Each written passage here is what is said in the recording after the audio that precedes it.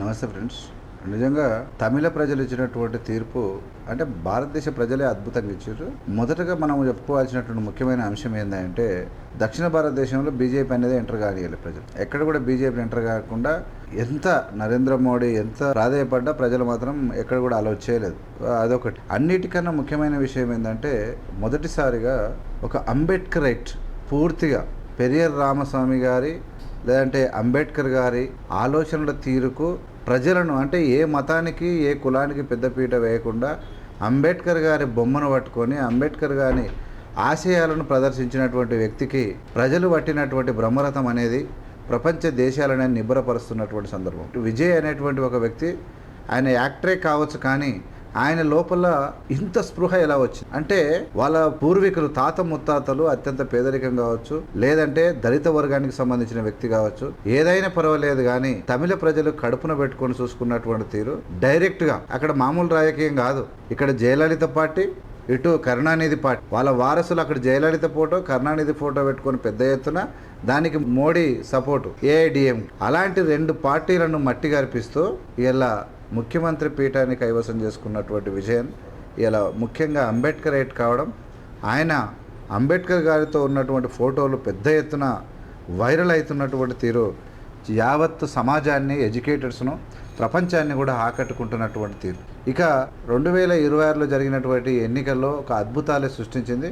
అందులో మొట్టమొదటిది తమిళనాడులో అద్భుతమే జరిగింది, కేరళ కూడా అద్భుతమే జరిగింది. అక్కడ కాంగ్రెస్ పార్టీ గెలవడం, దాని తర్వాత ఇక్కడ విజయన్ గెలవడం. ఎందుకంటే ఒక లీడర్ అంటే ఇంత పెద్ద ఎత్తున అధికారంలో ఉన్న వాళ్ళకు వ్యతిరేకత ఉందని ఎవరు ఊహించరు. మమతా బెనర్జీ కూడా నాలుగోసారి కావాలని ట్రై చేసింది.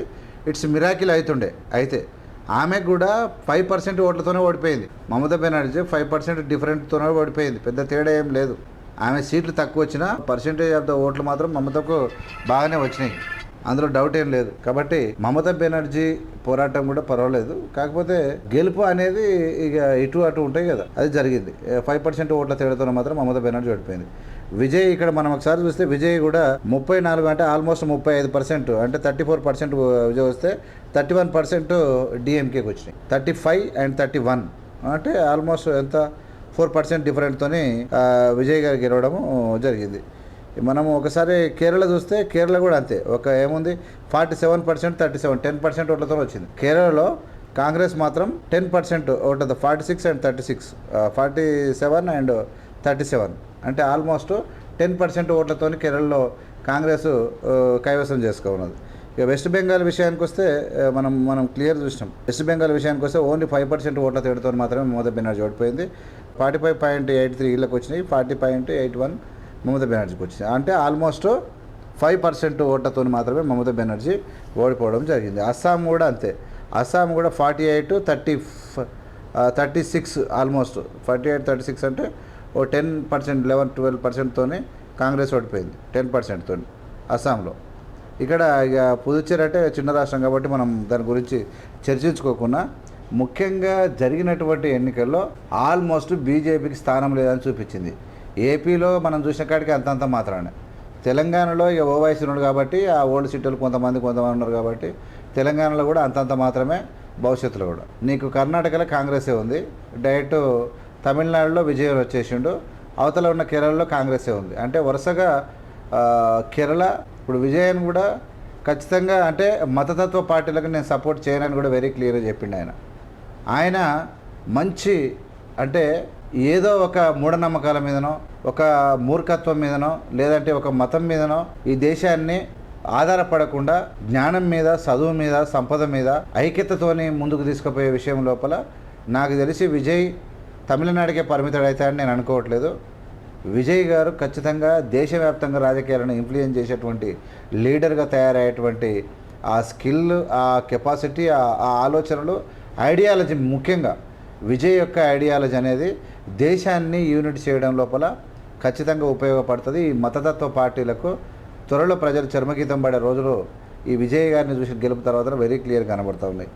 100% పెద్ద ఎత్తున ఎంత ఒడిదుడుకులు ఉన్నా అంటే కొమ్ములు తిరిగిన నాయకులను ఇలా డైరెక్ట్ వచ్చి 2 సంవత్సరాలు కాలే పార్టీ పెట్టి ఎక్కడ ఎవరిని కూడా తీవ్రమైన విమర్శలు చేయకుండా సింగిల్గా వస్తా, మోడీ ఈ గెలుపులన్నీ మోడీ గెలిచిన గెలుపులన్నీ మొత్తం అలయన్స్తోనే, చివరికి ప్రధానమంత్రి కూడా TDP and Nitish Kumar support తోని మాత్రమే గెలుచుకుంటూ వచ్చాడు, ప్రధానమంత్రి అయ్యాడు. అంటే ఈ అలయన్స్లలో తనమునకనవుతున్నటువంటి వీళ్ళందరినీ కాదని పవన్ కళ్యాణ్ లాంటిని కూడా ఈపుల దర్శనంత పనిచేసిండు. పవన్ కళ్యాణ్ స్పీచ్లు అన్ని వైరల్ అవుతున్నాయి. ఇలా పవన్ కళ్యాణ్ మాట్లాడిన మాటలు మనకి ఇంతకే పడుతుందా, మన కార్యకర్తలు ఉండరా, మనకు పైసలు ఉన్నాయంటే అనుమాతం డైరెక్ట్.